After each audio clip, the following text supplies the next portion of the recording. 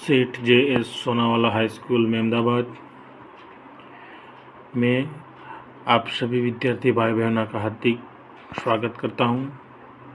विद्यार्थी मित्रों, आज हम कक्षा 11वीं विषय हिंदी के तहत पद्य नंबर 3 पुरानी चीज़ों के पक्ष में पद्य के बारे में अध्ययन करेंगे, जिसके लेखक है राजेश जोशी। कविता को पढ़ने से पहले हम कवि के बारे में थोड़ा परिचय प्राप्त करते हैं। उनका जन्म सन 1946 में हुआ था। प्रगतिशील विचारधारा के कवि राजेश जोशी का जन्म मध्य प्रदेश के नरसिंहगढ़ जिले में हुआ था। उन्होंने शिक्षा पूरी करने पर पत्रकारिता शुरू की और कुछ सालों तक वह अध्यापन भी किया। फिर उसके बाद उन्होंने बैंक में नौकरी की और अब वह स्वतंत्र लेखन कार्य कर रहे हैं। अपने भावों और विचारों को व्यक्त करने के लिए कविता के अलावा उन्होंने कहानियाँ, नाटक, लेख, टिप्पणियाँ आदि पर कलम चलाई। लघु फिल्म के लिए पटकथा का लेखन भी किया। भारतीय भाषाओं के साथ अंग्रेजी, जर्मन, रूसी भाषा में उनकी कविता के अनुवाद हुए हैं। राजेश जोशी के 4 कविता संग्रह है। एक दिन बोलेंगे पेड़, मिट्टी का चेहरा, नेपथ्य में हंसी, पंक्तियों के बीच।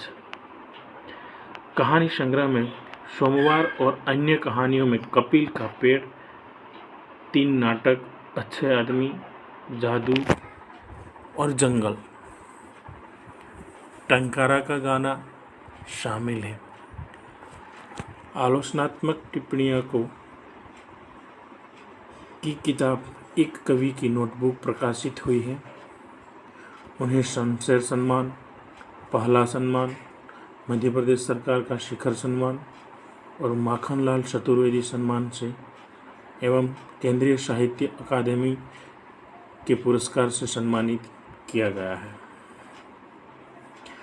राजेश जोशी की कविता में स्थानीय बोली, बानी, मिजाज और मौसम सभी व्याप्त रहते हैं। प्रस्तुत कविता के साथ मनुष्यता को बचाए रखने के लिए निरंतर संघर्ष दिखाई देता है। आधुनिकता के बढ़ते कदम से दुनिया के नष्ट होने का खतरा जितना प्रबल है, उतना ही जीवन की संभावना की खोज में कवि बेचैन है। आइए दोस्तों, अब हम उनकी पंक्तियाँ पढ़ते हैं और समझते हैं। कितनी ही बदल जाए यह दुनिया, काम आती रहती है लोगों के कुछ पुरानी चीज़ें हर वक्त। कितनी ही बदल जाए यह दुनिया, काम आती रहती है लोगों के कुछ पुरानी चीज़ें हर वक्त।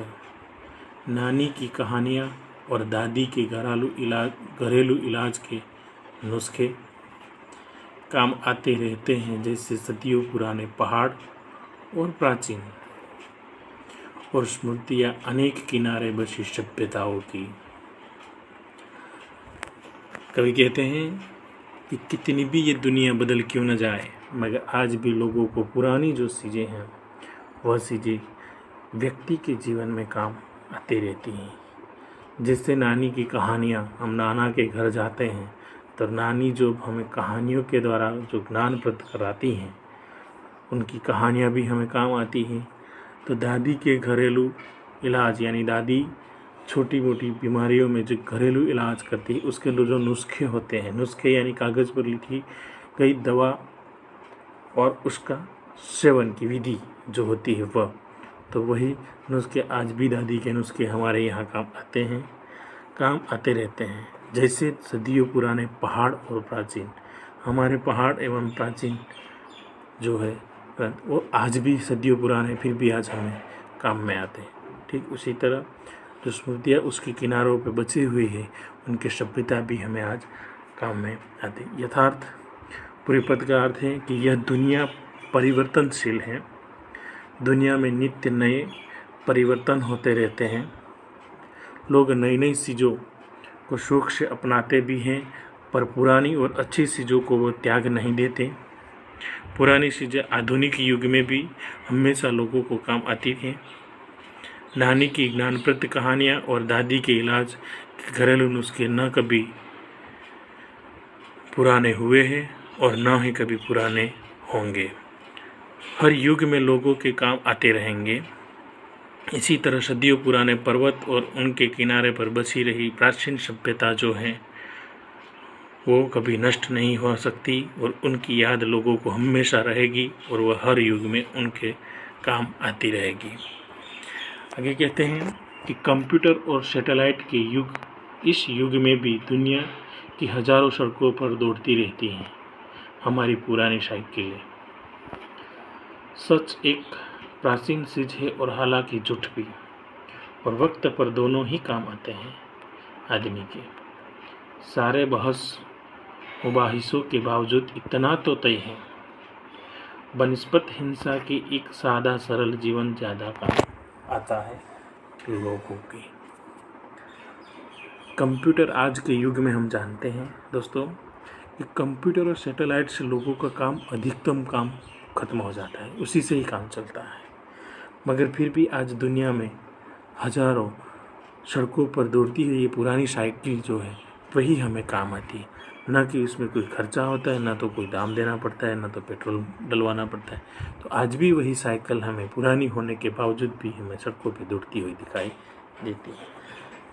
सच एक प्राचीन चीज़ है, यानी कि सच बताना वह एक प्राचीन चीज़ है, उसे अच्छा माना जाता है। तो हालांकि झूठ भी है, वह भी प्राचीन है, मगर वह भी लोगों को काम आता है।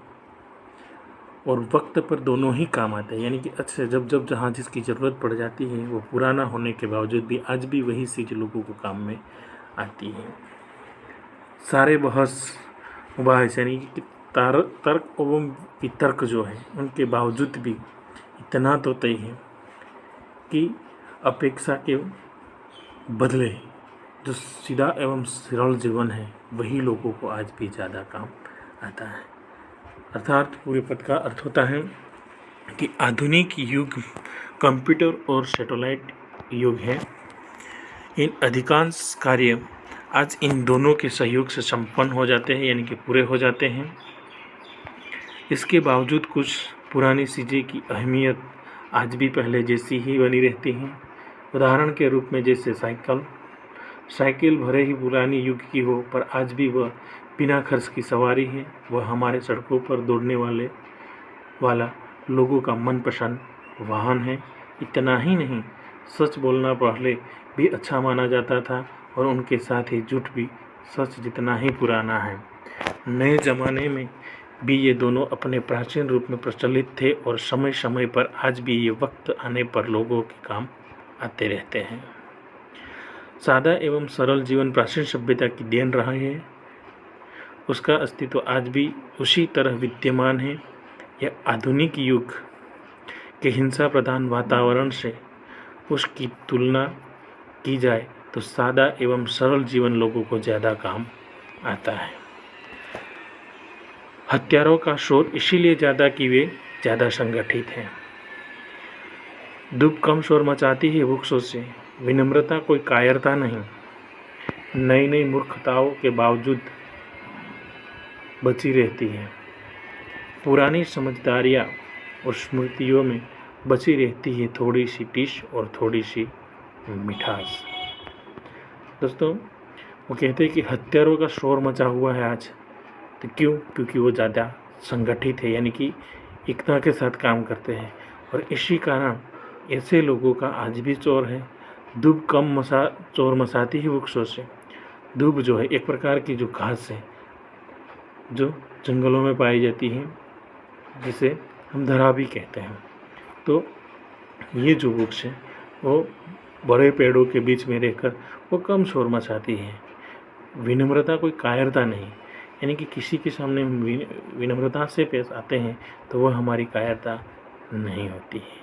नई नई मूर्खताओं के बावजूद बची रहती हैं पुरानी समझदारियाँ। जो नई नई तुम मूर्खता करते हो इससे अच्छा तो पुरानी जो समझदारियाँ हैं वो आज भी हमें अच्छा राह दिखाती हैं, स्मृतियों में बची रहती हैं।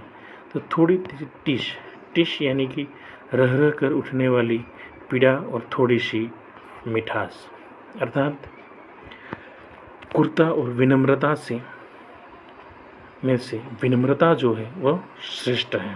यानी कि जो कुर्ता से काम करता है, क्रूरता से और विनम्रता से काम करता है, उन दोनों में से विनम्रता जो व्यक्ति है वो ज़्यादा श्रेष्ठ है। यह बात हर व्यक्ति स्वीकार करता है, पर हिंसा का शोर अधिक है।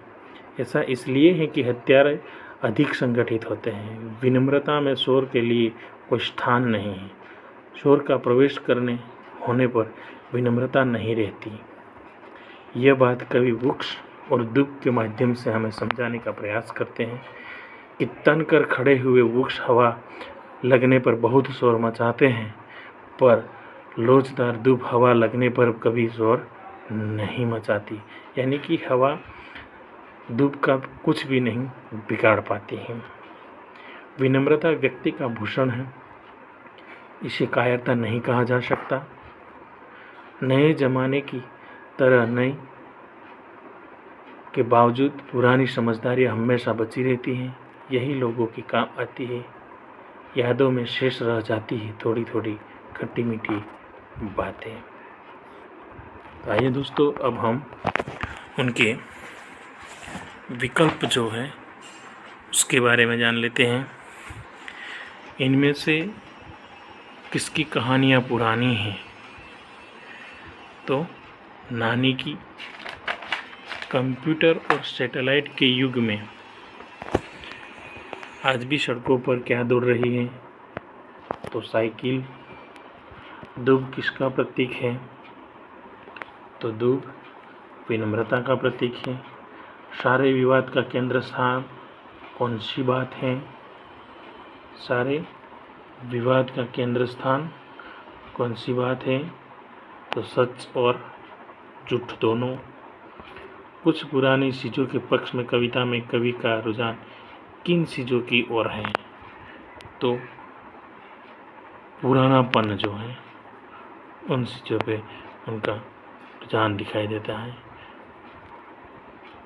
विद्यार्थी मित्रों, ठीक उसी तरह आपको एक वाक्य के, दो वाक्य के और 3-4 वाक्यों के प्रश्नों के उत्तर लिखने हैं। धन्यवाद।